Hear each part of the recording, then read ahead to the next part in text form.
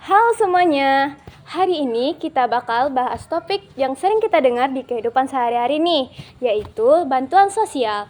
Nah, kali ini kita akan lihat dari sudut pandang ekonomi. Oke, sebelum masuk ke pembahasan, kenalin aku, Rona, sebagai host podcast pada hari ini. Nah, aku juga ditemenin dua narasumber nih, boleh dong perkenalan? Oke, halo semuanya, aku Ferdinda. Halo, aku Rio. Senang bisa ikut podcast hari ini.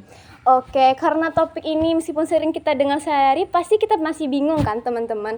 Nah, mungkin kita mulai dari dasar dulu ya. Jadi apa sih itu bantuan sosial? Nah, simpelnya bantuan sosial ataupun bansos itu merupakan bantuan dari pemerintah kepada masyarakat dengan kondisi ekonomi yang cukup rentan. Nah, bentuknya bisa berupa uang tunai, sembako, dan bahan pangan. Jadi tujuannya itu buat masyarakat yang kesulitan gitu ya, Din? Nah, iya betul.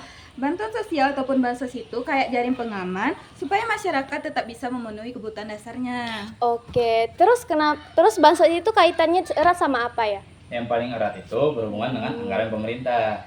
Tanpa ada yang anggaran pemerintah, bansos tidak mungkin jalan. Oh, berarti kalau anggaran besar berarti bantuan sosialnya juga besar gitu ya, Dah? Secara logikanya seperti itu.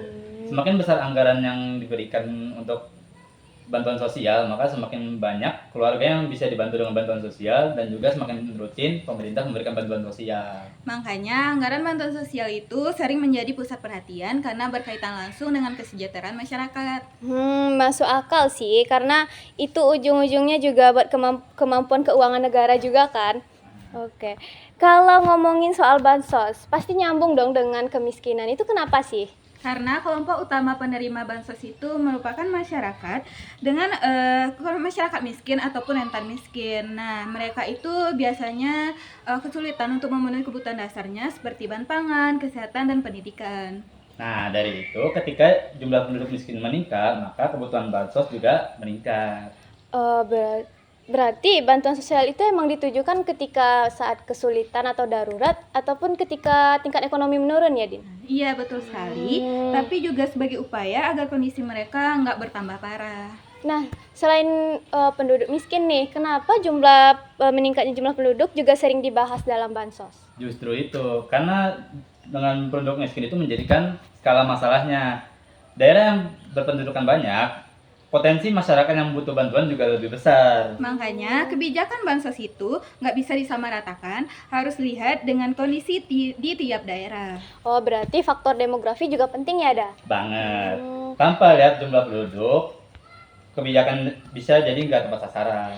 Oke, kalau kita rangkum obrolan kita hari ini, bantuan sosial itu penting sebagai jaringan pengaman masyarakat. Dan pelaksanaannya dipengaruhi oleh pemerintah, tingkat kemiskinan, dan jumlah penduduk. Nah, kalau ketiga itu dipertimbangkan dengan baik, bantuan sosial bisa jadi kebijakan yang efektif dan tepat sasaran. Oke, segitu dulu obrolan santai kita pada hari ini. Semoga video kali ini bermanfaat buat teman-teman. Sekian dari aku dan terima kasih. Sampai jumpa di podcast berikutnya. Bye-bye.